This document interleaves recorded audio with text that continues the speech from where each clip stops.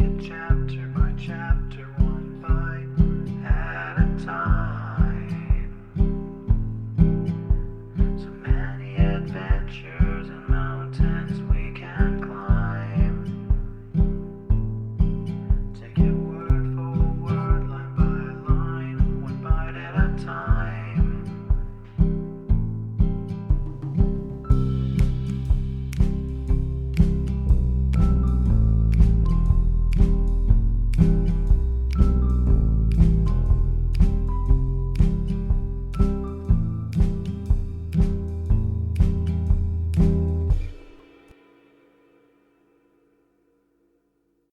Welcome to Bite at a Time Books, where we read you your favorite classics one bite at a time.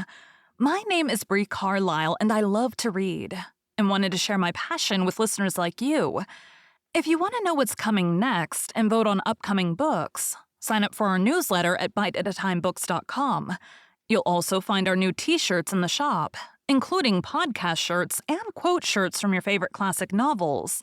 Be sure to follow my show on your favorite podcast platform so you get all the new episodes. You can find most of our links in the show notes. But also our website, biteatatimebooks.com, includes all of the links for our show, including to our Patreon to support the show, and YouTube, where we have special behind the narration of the episodes. We're part of the Bite at a Time Books Productions Network. If you'd also like to hear what inspired your favorite classic authors to write their novels, and what was going on in the world at the time, check out the Bite at a Time Books Behind the Story podcast, wherever you listen to podcasts. Please note, while we try to keep the text as close to the original as possible, some words have been changed to honor the marginalized communities who've identified the words as harmful, and to stay in alignment with Bite at a Time Books' brand values. Today we'll be continuing Little Women by Louisa May Alcott. 20. Confidential. I don't think I have any words in which to tell the meeting of the mother and daughters. Such hours are beautiful to live, but very hard to describe. So I will leave it to the imagination of my readers, merely saying that the house was full of genuine happiness, and that Meg's tender hope was realized. For when Beth woke from that long, healing sleep, the first objects on which her eyes fell were the little rose in Mother's face. Too weak to wonder at anything, she only smiled and nestled close into the loving arms about her, feeling that the hungry longing was satisfied at last. Then she slept again, and the girls waited upon their mother, for she would not unclasp the thin hand which clung to hers even in sleep. Hannah had dished up an astonishing breakfast for the traveler, finding it impossible to vent her excitement in any other way. And Meg and Joe fed their mother like dutiful young storks, while they listened to her whispered account of Father's state, Mr. Brooks' promise to stay and nurse him, the delays which the storm occasioned on the homeward journey, and the unspeakable comfort Laurie's hopeful face had given her when she arrived, worn out with fatigue, anxiety, and cold. What a strange yet pleasant day that was. So brilliant and gay without, for all the world seemed abroad to welcome the first snow. So quiet and reposeful within, for everyone slept. Spent with watching, and a Sabbath stillness reigned through the house. While nodding, Hannah mounted guard at the door. With a blissful sense of burdens lifted off, Meg and Joe closed their weary eyes and lay at rest like storm-beaten boats, safe at anchor in a quiet harbor. Mrs. March would not leave Beth's side, but rested in the big chair, waking often to look at, touch, and brood over her child, like a miser over some recovered treasure. Laurie, meanwhile, posted off to comfort Amy and told his story so well that Aunt March actually sniffed herself, and never once said, "I told you so." Amy came out so strong on this occasion that I think the good thoughts in the little chapel really began to bear fruit. She dried her tears quickly, restrained her impatience to see her mother, and never even thought of the turquoise ring when the old lady heartily agreed in Laurie's opinion that she behaved like a capital little woman. Even Polly seemed impressed that he called her good girl, blessed her buttons, and begged her to come and take a walk, dear, in his most affable tone. She would very gladly have gone out to enjoy the bright wintry weather, but discovering that Laurie was dropping with sleep in spite of manful efforts to conceal the fact, She persuaded him to rest on the sofa, while she wrote a note to her mother. She was a long time about it, and when she returned, he was stretched out, with both arms under his head, sound asleep, while Aunt March had pulled down the curtains and sat doing nothing in an unusual fit of benignity. After a while, they began to think he was not going to wake till night, and I'm not sure that he would had he not been effectually roused by Amy's cry of joy at the sight of her mother. There probably were a good many happy little girls in and about the city that day, but it is my private opinion that Amy was the happiest of all when she sat in her mother's lap and told her trials, receiving consolation and compensation in the shape of approving smiles and fond caresses. They were alone together in the chapel, to which her mother did not object when its purpose was explained to her.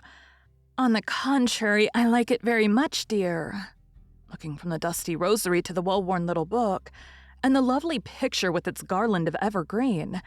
"It is an excellent plan to have some place where we can go to be quiet when things vex or grieve us. There are a good many hard times in this life of ours, but we can always bear them if we ask help in the right way. I think my little girl is learning this." "Yes, Mother, and when I go home, I mean to have a corner in the big closet to put my books, and the copy of that picture which I've tried to make. The woman's face is not good. It's too beautiful for me to draw, but the baby is done better, and I love it very much. I like to think he was a little child once, for then I don't seem so far away, and that helps me." As Amy pointed to the smiling Christ child on his mother's knee, Mrs. March saw something on the lifted hand that made her smile. She said nothing, but Amy understood the look, and after a minute's pause, she asked gravely, "I wanted to speak to you about this, but I forgot it. Aunt gave me the ring today. She called me to her and kissed me and put it on my finger and said it was a credit to her, and she'd like to keep me always. She gave that funny guard to keep the turquoise on as it's too big. I'd like to wear them, Mother. Can I? They are very pretty, but I think you're rather too young for such ornaments, Amy," said Mrs. March, looking at the plump little hand with the band of sky-blue stones on the forefinger, and the quaint guard formed of two tiny golden hands clasped together. "I'll try not to be vain," said Amy. "I don't think I like it only because it's so pretty, but I want to wear it as the girl in the story wore her bracelet to remind me of something." "Do you mean Aunt March?" asked her mother, laughing. "No, to remind me not to be selfish." Amy looked so earnest and sincere about it that her mother stopped laughing and listened respectfully to the little plan. "I've thought a great deal lately about my bundle of naughties, and being selfish is the largest one in it, so I'm going to try hard to cure it if I can. Beth isn't selfish, and that's the reason everyone loves her and feels so bad at the thoughts of losing her. People wouldn't feel half so bad about me if I was sick, and I don't deserve to have them, but I'd like to be loved and missed by a great many friends. So I'm going to try and be like Beth all I can. I'm apt to forget my resolutions, but if I had something always about me to remind me, I guess I should do better. May I try this way?" "Yes, but I have more faith in the corner of the big closet. Wear your ring, dear, and do your best. I think you'll prosper, for the sincere wish to be good is half the battle. Now I must go back to Beth. Keep up your heart, little daughter, and we will soon have you home again." That evening, while Meg was writing to her father to report the traveler's safe arrival, Jo slipped upstairs into Beth's room, and finding her mother in her usual place, stood a minute twisting her fingers in her hair with a worried gesture and an undecided look. "What is it, dearie?"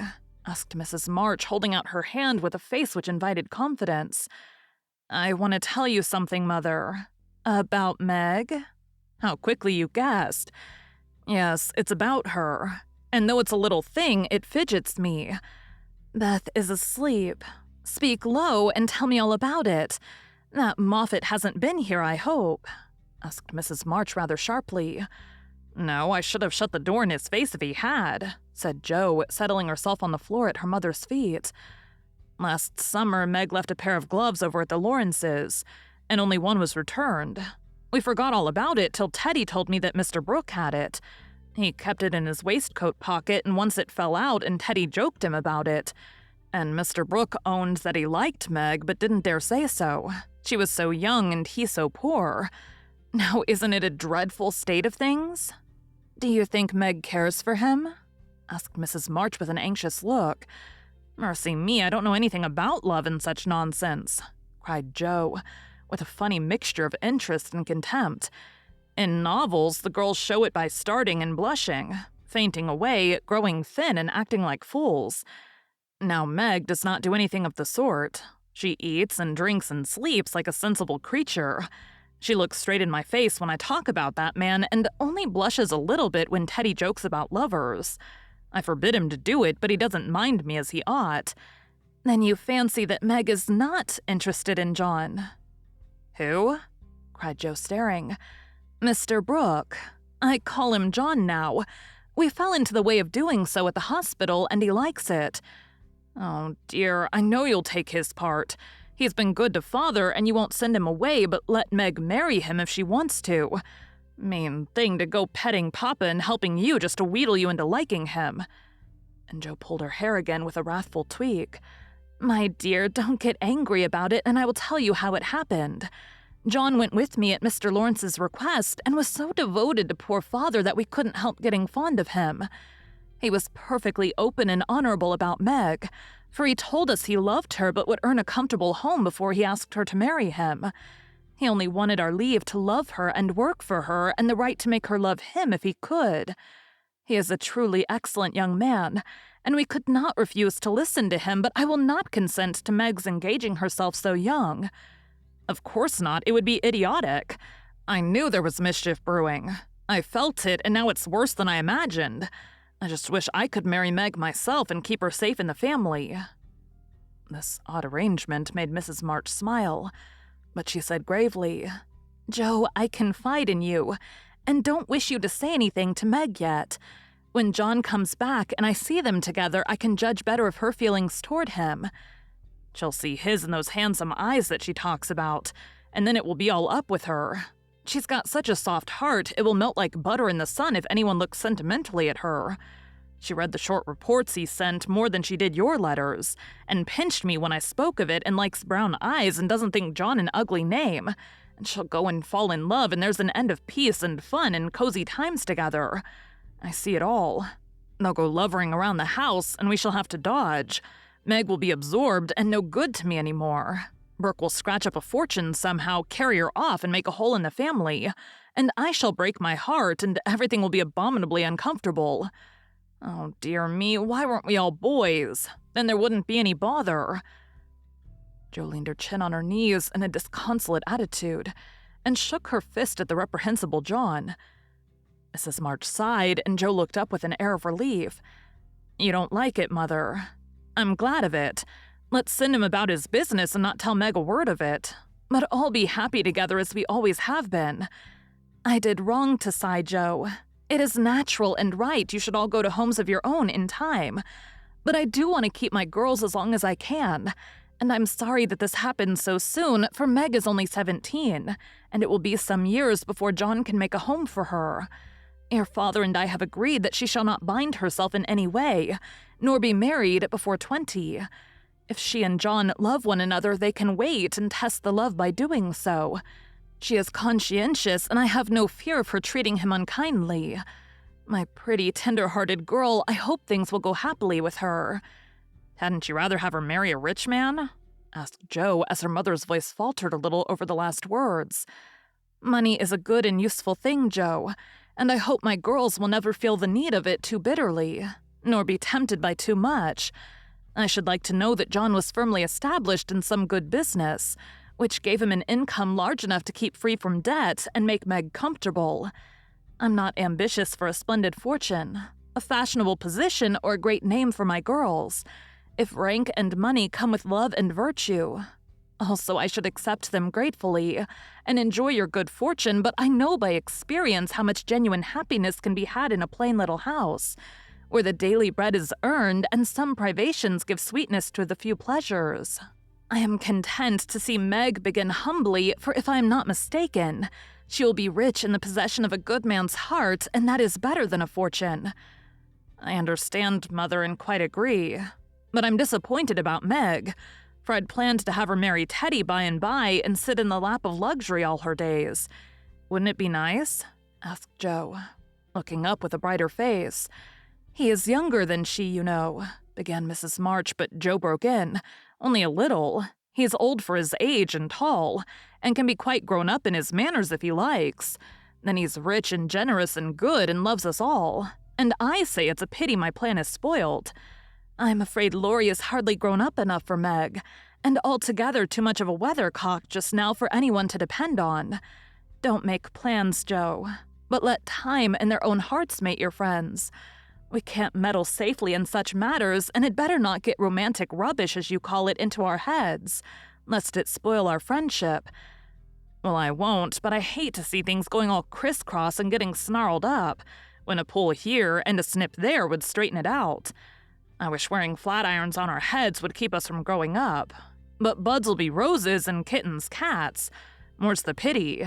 What's that about flat irons and cats? Asked Meg as she crept into the room with the finished letter in her hand. Only one of my stupid speeches. I'm going to bed. Come, Peggy, said Joe, unfolding herself like an animated puzzle. Quite right and beautifully written. Please add that I send my love to John, said Mrs. March as she glanced over the letter and gave it back. Do you call him John? Asked Meg, smiling with her innocent eyes looking down into her mother's. Yes, he has been like a son to us, and we are very fond of him, replied Mrs. March, returning the look with a keen one. I'm glad of that. He is so lonely. Good night, Mother dear. It is so inexpressibly comfortable to have you here, was Meg's quiet answer. The kiss her mother gave her was a very tender one, and as she went away, Mrs. March said with a mixture of satisfaction and regret, She does not love John yet, but will soon learn to. Thank you for joining Bite at a Time Books today, while we read a bite of one of your favorite classics. Again, my name is Bree Carlile, and I hope you come back tomorrow for the next bite of Little Women. Don't forget to sign up for our newsletter at biteatatimebooks.com and check out the shop. You can check out the show notes or our website, biteatatimebooks.com, for the rest of the links for our show. We'd love to hear from you on social media as well.